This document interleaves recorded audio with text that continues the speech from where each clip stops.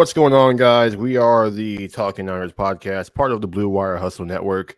I am your host, Kobe Ransom. Joining me on this fine, what's today? I don't even know. What's the Wednesday? Wednesday. Yeah, today's Wednesday, hump day. It's been a long week. My co-host, Niner Wire Sam, here with me. Sam, outside of football and the Niners, how are we doing? We're doing great, man. You know, life's good up here in Syracuse. Going to be back in the Bay soon. Looking forward to that. But, you know, life's good up here. It's starting to get chilly. Not trying to get used to that. So we'll see how that goes. But anyways, we're here to talk Niners. Whether we like it or not, let's do it. Yeah, so the 49ers, without having to play Kyler Murray, DeAndre Hopkins, A.J. Green, J.J. Watt, Chase Edmonds as well. He got hurt on his first rushing attempt. Lost to the Cardinals 31-17. Somehow, not to mention at their home stadium as well. So it's not as if they're on the road. They had every reason to win this game and to win this game convincingly, and they instead got blown out on their home field. Game was over after the first drive of the second half after the Cardinals scored, pretty much. As far as the game itself, I guess I'll just go ahead and give a very, very quick just analysis. Niners stunk. That's my analysis. Niners stunk. They turned the ball over. Offense moved the ball fairly well, but they fell behind quickly. They had, 11 rushes the entire game. This team is a run-first team, and they couldn't run the football. Shanahan said they were giving them, looks to pass the ball, so they didn't run it. And, if that's the case, then every team should just do that. Just stack 6 linemen on the line and make them pass every down and just make Jimmy try to beat you because, if you can't get the run game going against those kind of looks, then what's the point? But whatever. Moving on, defense was bad the entire game, pretty much. And this is them playing against, I know there's injuries and they're missing guys, but that was just embarrassing what we saw from them. The Cardinals went up and down the field with ease. Screen passes at that. I think I was looking at the pass chart. Colt McCoy threw only 2 passes past 10 yards down the field.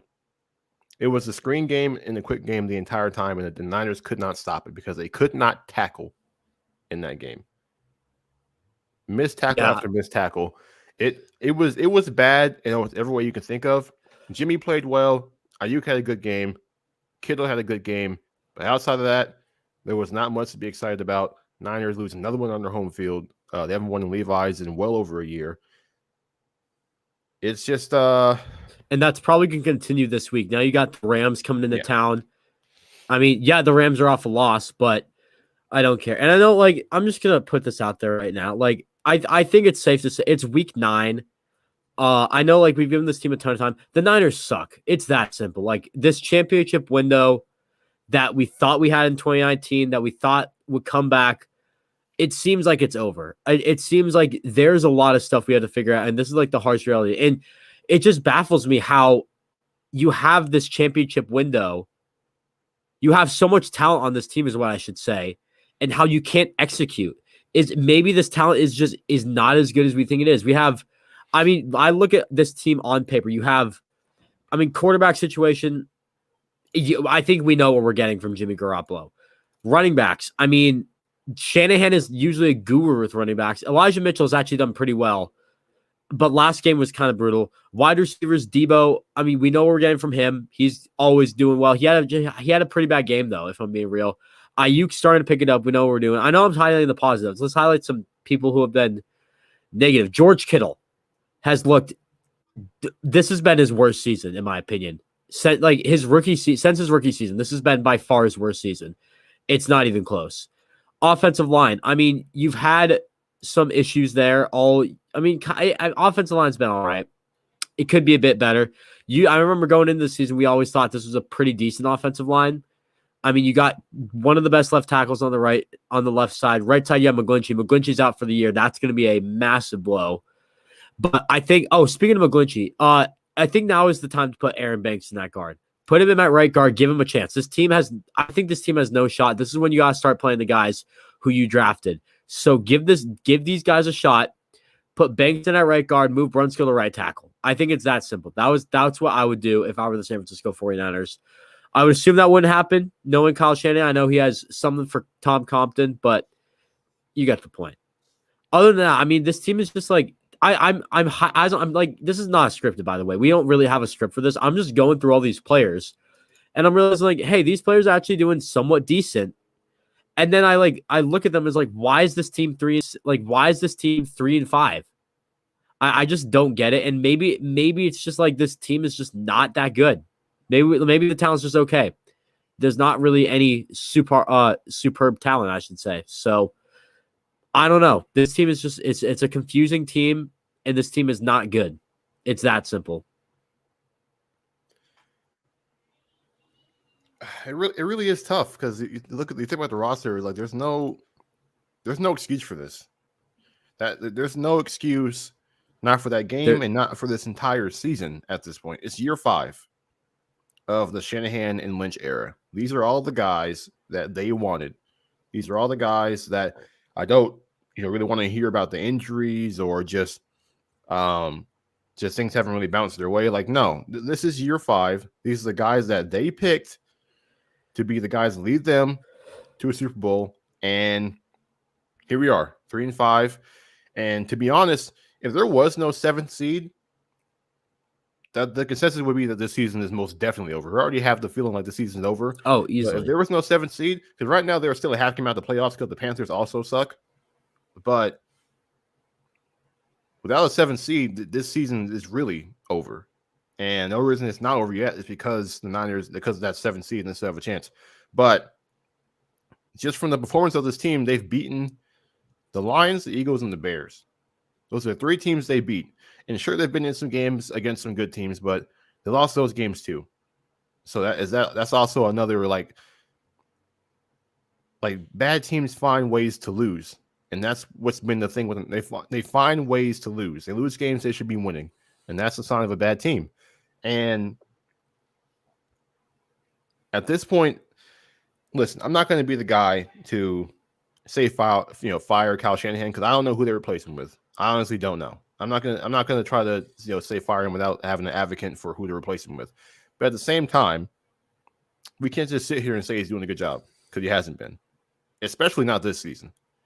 And that starts in the offseason. The way they approached the quarterback position, they went after literally every single person you could think of, and they landed on Trey Lance. And obviously, there's conspiracy about how they got there, but nonetheless, he's here, and you keep Jimmy Garoppolo, and he's your quarterback, but the team around him, they know he's not going to be here next year. So when things are tough, it's hard to really get behind him because this guy's only here, temporarily, and not to mention his ceiling is not that high. So he might not be the reason. He won't make you lose games, but you're not going to win games because of him. Like, that's not a game where you fumble the ball, defense not playing too well. That's not a game where Jimmy Garoppolo can still lead you to a win. Everything has to be working around him, and that's not the case. And that probably won't be the case this entire season. So at this point, you imagine, and I know it's funny because last week we got bamboozled a bit with the Bears win. We assumed that, I said, I was like, hey, sometimes it only takes one win to get things going. They win that game, but they follow it up with probably the worst loss in I don't know how long. Some people say maybe just the Colts game, which is a couple weeks ago, but that was one of the worst. That was the worst loss in the Kyle Shanahan era, and that's coming after a game in which we thought maybe they were turning around when they beat the Bears, and they had a good second half. As bad as the Miami loss week 5 last year? It might be worse. That was bad, and that loss was terrible. But this loss might be worse because you literally are in a situation where you can't afford to lose these games. These are games you have to have. Your schedule isn't going to get easier from here. The schedule, we thought it would be easy, looking at it, before the season started, but none of these games are really gimmies for the Niners. They have, obviously, the Rams coming up. They just got through losing to the Titans. They're going to be amped up to beat us, to get back in the win column. Not to mention Von Miller should be making his debut probably on Monday night. So, and, compounding that with the fact that McGlinchey is now out for the year. So, Tom Compton was terrible at right tackle, in that Sunday game. Jalen Moore is probably not going to be playing right tackle. It's probably going to be Tom Compton again, and they're just going to put probably Von Miller over there, and he's going to have his way alongside Aaron Donald. He's probably. I know Brunskill had that game last year. I think Donald might kill Brunskill on Monday night, but we'll see. He could. I mean, we all have this memo that it's like Daniel Brunskill is Aaron Donald's daddy. I mean, people need to like realize that that's a joke, because I think people are going to start taking that, like, people have been and are going to start taking that thing serious, because Aaron Donald is the best player in football, in my opinion. And you're going up against the worst starting offensive lineman for the 49ers, which, I mean, Daniel Brunskill's good, but when you look at the rest of the 49ers offensive line, he's probably the 5th guy on there, and he's just like your average starter. I mean, yeah, it's going to be a rough game against the Rams, and we'll talk about that more. But they got the Rams, they've got the Jaguars, who just beat the Bills, so that's not a gimme. And with this team, no game is a gimme. I don't even care if we're playing the Lions. We almost lost to the Lions. So yeah, you got the Jaguars on the road, East Coast game on a short week at that, because they're going to play on Monday night, and they have an early game against the Jaguars in Florida. You're going from California to Florida. That's a super long trip, so they could be have jet lag and this, that, and the third, but whatever. Then you got the Vikings, who are obviously your team you're going to be competing with for a wild card spot. But the Vikings, as of right now, I think are a better team than we are. The Seahawks are going to have Russell Wilson back, so and that's in Seattle. So that might be the game you might lose. The Bengals, better than we thought they were going to be. I know they've kind of struggled as of late, but at the same time, knowing how this team has played. They're a better team than the 49ers right now. Hello. Yeah, they're better team than the Niners right now. So much better. The Falcons are currently 4-4, I believe. So they're also a team that definitely is a lot better than we may have thought going into the season. As far as where the Niners are and where they are, that'd be a tougher matchup. And even you already said before that might have been a trap game anyway. So yeah, I mean, because it's a trap game, because you look at what the next game is, Tennessee on a short week in Tennessee. You can say they don't have Derrick Henry. They are currently the number 1 seed in the AFC right now. They are even without Derrick Henry. And also, can I just I'm just pointing this out right now. A lot of people are saying like, I saw some people saying the other day, I'm not going to say who they are, but they're like, oh, we're going to be fine. They said Tennessee was a week that Tennessee's probably a gimme. They don't have Derrick Henry. Just this team is not good. People need to realize that. I don't care if we're close to the wild card spot. I don't care if we have talent. This team is 3-5. The coaching has been horrendous this year. And I might as well just bring this up. I think this all circulates back to the coaching, because you look at this team, like look at all the talent on that team. And then you look at what Kyle Shanahan is doing with this team. It's just baffling. I mean, I don't really know. Maybe it's Kyle Shanahan. I would think it's Kyle Shanahan. And I keep saying, a lot of people are like, fire Shanahan. They're not firing him. I think you have to give him at least a year with Trey Lance. At least a year or two with Trey Lance. It's a waste of time to say fire Kyle Shanahan. Can we stop debating this? Should Kyle be? He's not going anywhere, guys. He's not going anywhere. Whether you like it or not, Kyle Shanahan. Everyone has to be behind Kyle Shanahan. And speaking of being, I don't know why the fuck I have a nail file in my hand right now, but pardon my language, excuse me. But whatever. Speaking of rules were off in this episode. Ah, damn it. Whatever. Okay. Speaking of being behind people, this team, I saw a tweet the other day, and I was like, this is actually a really good point. The 49ers, Jimmy Garoppolo, this is his last year at the 49ers. And it's not because he's retiring. It's because he's just not good. It is hard for players to get behind a quarterback that's not going to be there next year. He's not in the long-term plans for the team. He's just their temporary option. It's very hard for someone to get behind a quarterback like that when you got the backup sitting right there. So, I mean, you have to wow the players. And it's always been Kyle Shanahan doesn't trust Jimmy Garoppolo. Kyle Shanahan just cannot deal with Jimmy Garoppolo. It seems like now I guess he does, because he refuses to play Trey Lance. But at the end of the day, this team has to be behind Jimmy Garoppolo or whoever the quarterback is, and it seems like they're not. And I totally understand that. Jimmy Garoppolo is not going to be here next year. Get behind people are getting behind Trey Lance while they can. I mean, it makes perfect sense as to why they're doing this.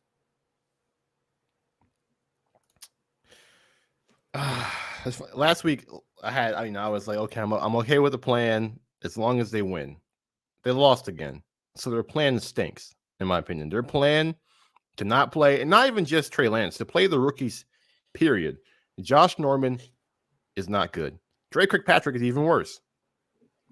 I understand Lenore had his his baby last week, but the weeks before that, I don't understand why he's been a healthy scratch or not playing at all. I don't get it. Okay, and also I'm just gonna bring up. Speaking of that, I just want to bring up a tweet that it actually made a lot of controversy. People were like giving me kind of like were upset at it, but I'm just gonna say right now, 49. Here's some 49ers players who said at training camp: Trey Sermon, Trey Lance, Brent Ayuk, Trent Sherfield, Simba Webster, Dakota Shepley, Jonas Griffith, Diamador Lenore. Those are 8 players that were probably being talked about the most. Where are those players now? A lot of them not even here anymore. Yeah, so 3 aren't here anymore. Only one of these players is currently like getting active play time. And he was not getting active play time for the majority of he has not been getting active play time for the majority of the season. You've had Diamador Lenore and Trey Sermon who are starting to be healthy scratches every week. You have Trey Lance, who's a backup quarterback still. Trent Sherfield, I mean, I don't know what happened to him. Oh my God. And I know like a lot of people are like, oh, dude, it's practice. You're going to let practice judge anything. Dude, if you are doing well in practice and there are people ahead of you that are not doing well, you have to put the players doing well ahead of those players not doing well. And that's what's not happening, because in practice, that the players who are doing well were not ahead of the players who weren't doing well. And Kyle Shanahan has been sticking with that. And look where we are now, where we have a cornerback controversy with it's like Josh Norman, Drake Kirkpatrick, Ambry Thomas. Here's another thing. And this is like the perfect example of the fact that Kyle Shanahan has way too much power over the roster. Jalen Hurts is still here. He hasn't played a single game. How did he make it over Simba Webster? He's not going to play a single game this year. Why is he still here over players who could have been on this roster? You wasted a roster spot, whether it be practice squad or just regular roster, to keep him around because you didn't want to admit that was a failure. Dante Pettis didn't work out. You cut him. Other guys went in the doghouse. This guy, I know it's unfortunate. I'm not saying it's Jalen Hurts' fault, but he hasn't been healthy for a regular season game at all in his career. And he's going to be here. He's going to get another shot next year and watch him still not be right and probably or just not perform well and then finally get cut. And he lasts the full 4 years of his rookie year contract without playing a single game. Like,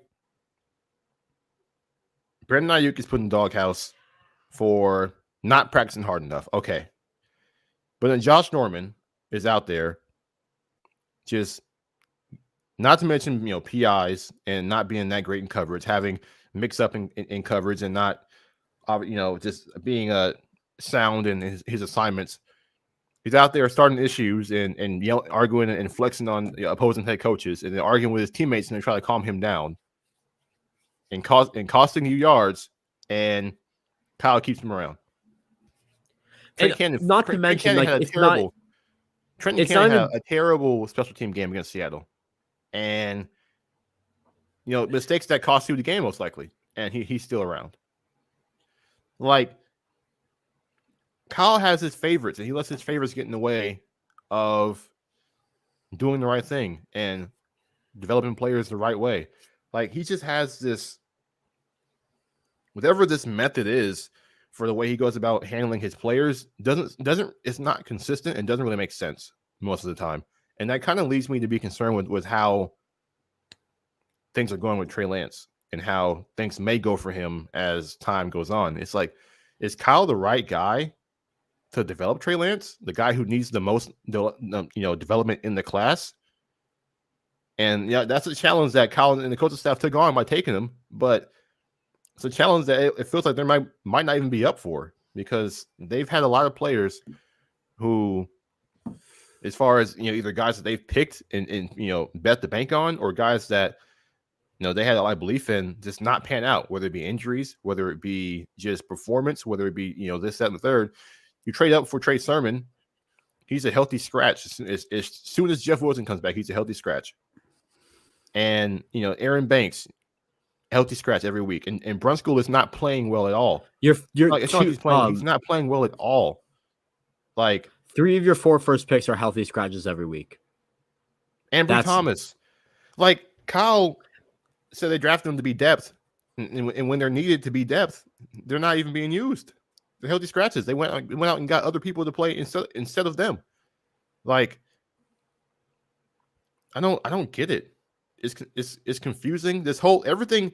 about the Niners makes less sense when I think about it more.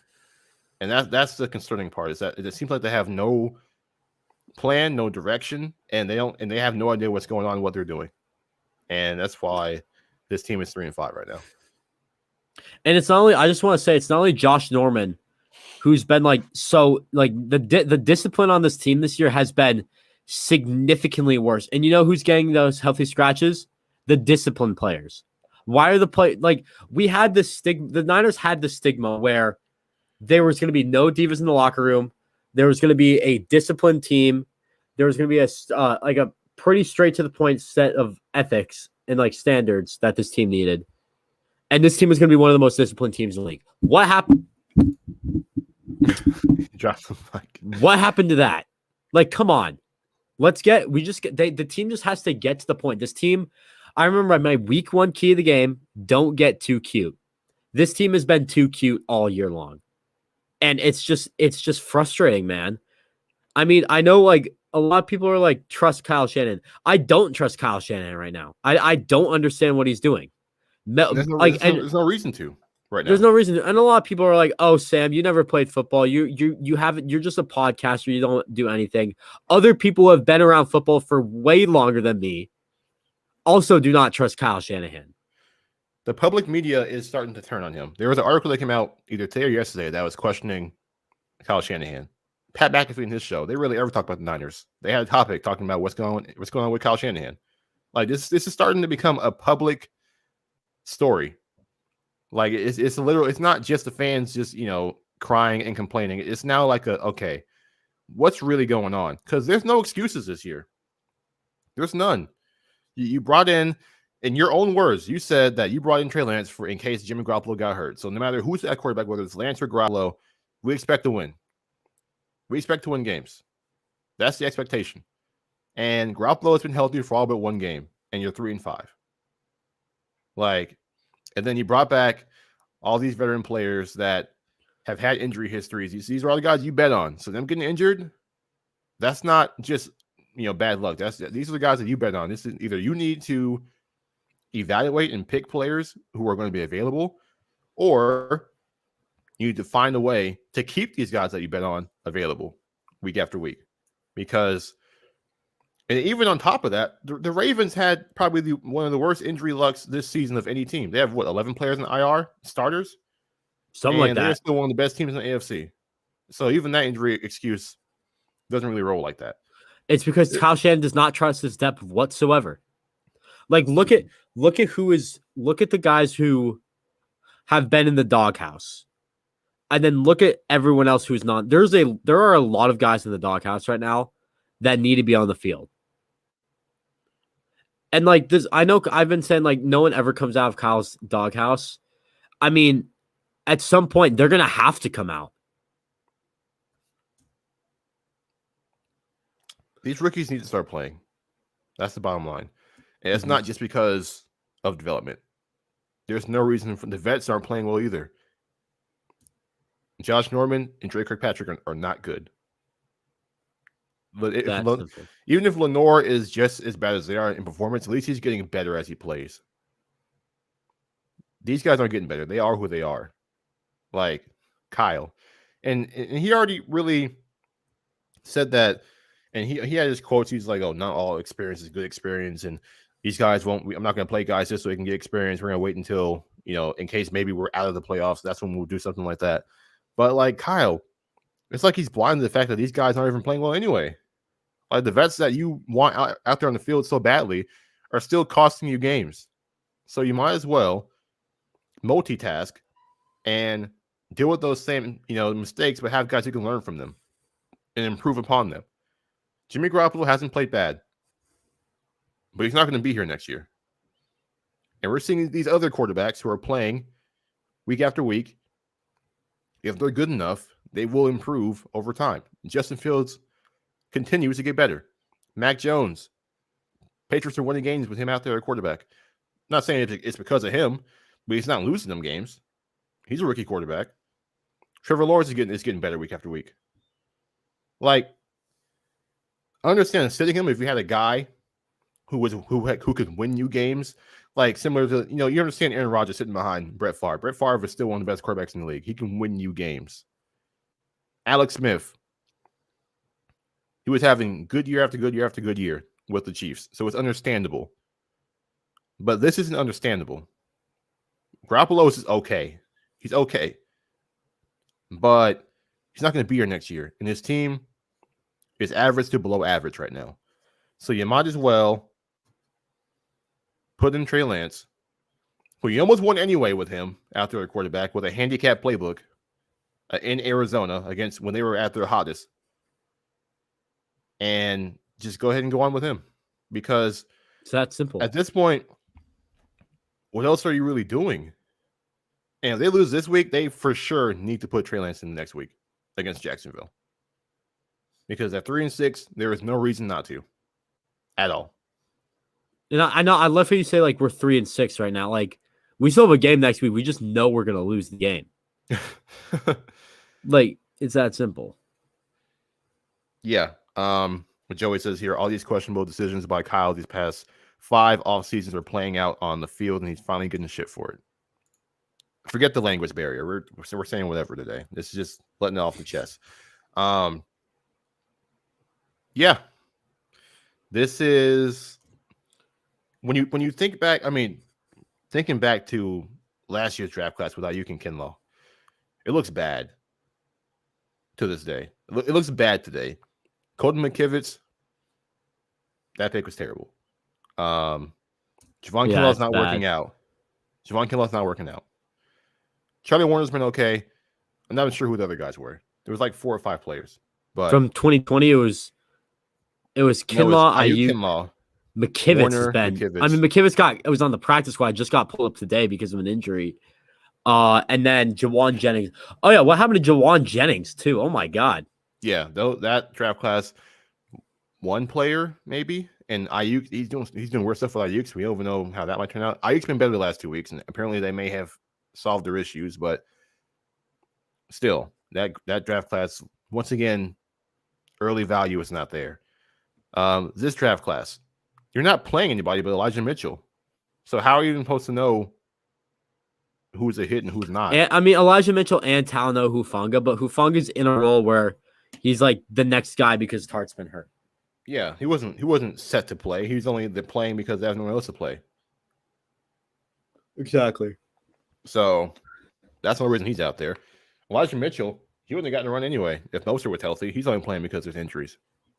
It might have been just Mostert and Jeff Wilson if they were healthy, and JaMychal Hasty maybe. But Kyle, it's like he has the things against playing rookies early, unless he has to. That's like the only way he'll do it is if he has to. So I don't know. All right, let's talk about the Rams game a little bit. It's not a whole lot to talk about, but Rams lost last week to the Titans. Matt Stafford is expected to play, so they won't be playing a backup quarterback this week.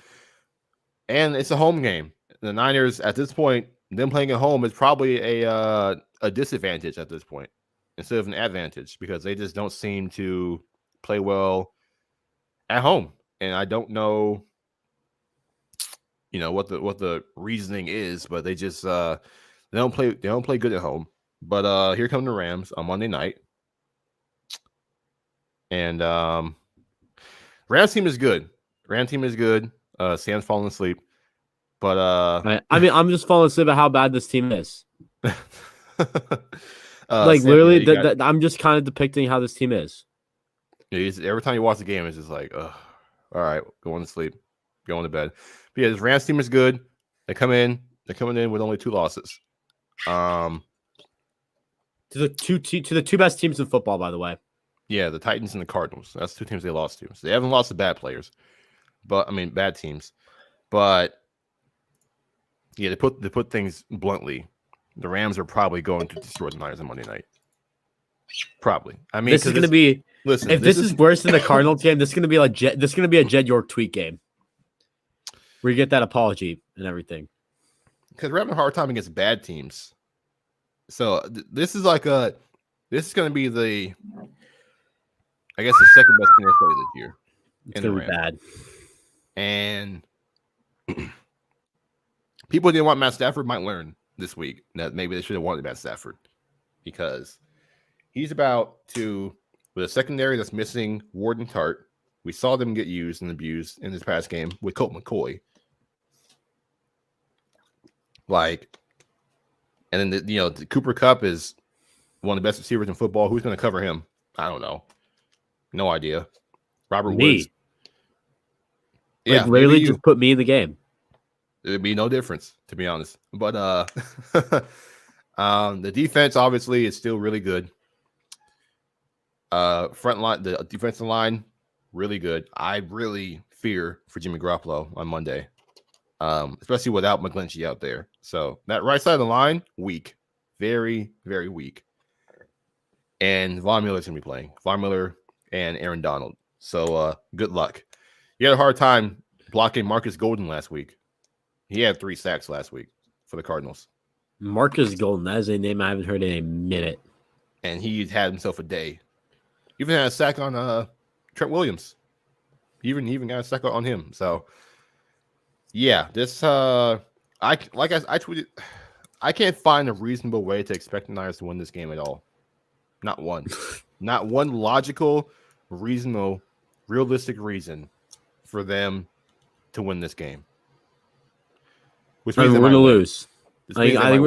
But I really don't know how this team, the way they've been playing, can possibly, especially whether they're playing number one at home, the way the slow starts in offense, the way the defense played last week against Colt McCoy and James Conner. I don't know. I don't know how this team that we've seen all year long. Now, it wasn't just Arizona.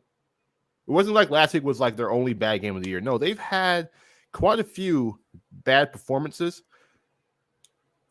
I don't know. Not to mention another thing. Let's talk about the defensive line. The strength of this team. Where has it been? Where has it been? Gone. They can't stop the run. Javon Kinlaw was the only one who could really do that, it felt like, because he's gone. In the last 2 weeks, they can't stop the run. And the pass rush, if it's not Bosa or Armstead occasionally, no one's getting there. No one. And if they don't get a sack, normally the guys have all day in the pocket. I saw Colt McCoy stand there for like 3-4 seconds. How many times last week? Oh, a lot. Too many times. Colt McCoy. Comfortable, sitting there, having the time of his life. Out here paying taxes, checking his Twitter, all that stuff, and still find an open receiver. I mean, it's brutal, it was supposed to be deep. We were like, oh, this might be a deeper line in 2019. We wish.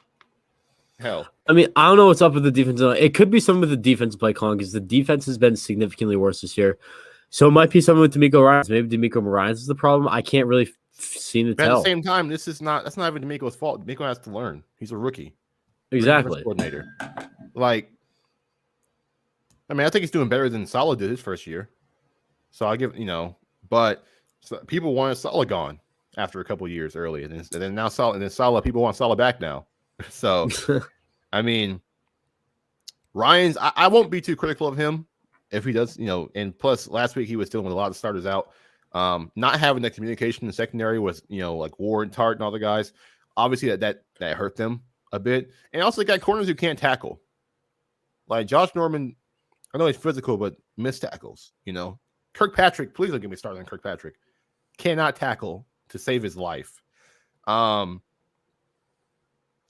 missed a tackle last week. Guy ran right past him on 3rd and 18 or something like that. Like there's so many issues with this team defensively now that I would love to see how the Niners attempt to pull this off, because it won't make any sense to me. Yeah, I highly, highly doubt that the Niners are going to pull this off. You got a much better team going up against a team that's still like somehow struggling to find their identity. I just don't get it. And I think at the end of the day, the Rams should win this game with ease. And I just don't really see how we can win this game. It's that simple. The only thing I can even like really blueprint for the Niners to win this game is to run the ball a lot and run it well, so you can have the play action for Jimmy Garoppolo and you can keep the Niners defense off the field, because otherwise Matt Stafford and the Rams are going to look like the Greatest Show on Turf Part 2. And that's not what you want.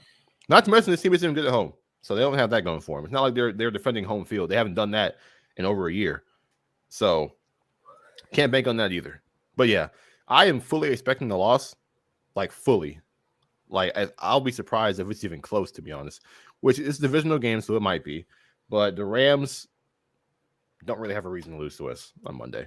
It's a Monday night. The whole world gets to see it. Embarrassing. Yeah, it's just going to be an embarrassment. I mean, as I said earlier, it's probably going to be a Jed York tweet type of night. I remember 2014 Thanksgiving Seattle, he posted something. Now, I mean, he'll probably post something here too if it's just this bad.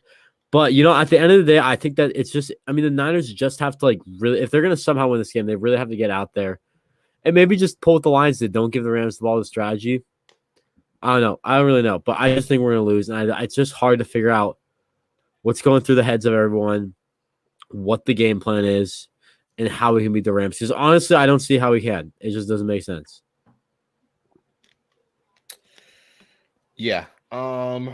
This team is they have well underachieved big time for what we expected going into this year. We were thinking 11, 12 wins, playoff team at the least.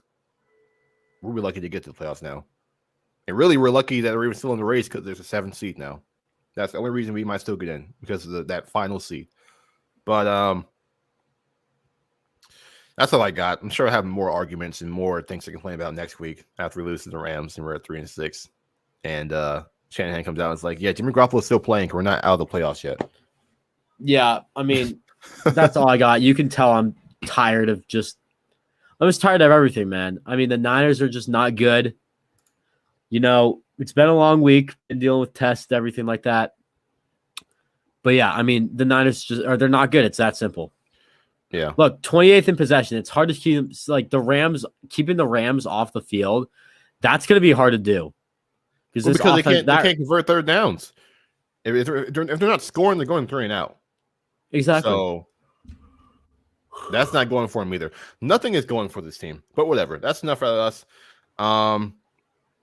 If you enjoyed the pod, make sure to rate, review, subscribe, give us 5 stars.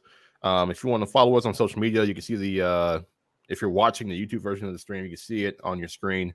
At Aries Plays, at 9wire Sam, at Talkin Niners Pod on both Twitter and Instagram. The IG is just for show. I don't really do anything on there. But yeah, that'll do it for us. Guess prepare for a Niners loss on Monday. That's simple. No go Niners today. None, because they don't. We'll see you later. We'll see you guys next week. Peace. Peace.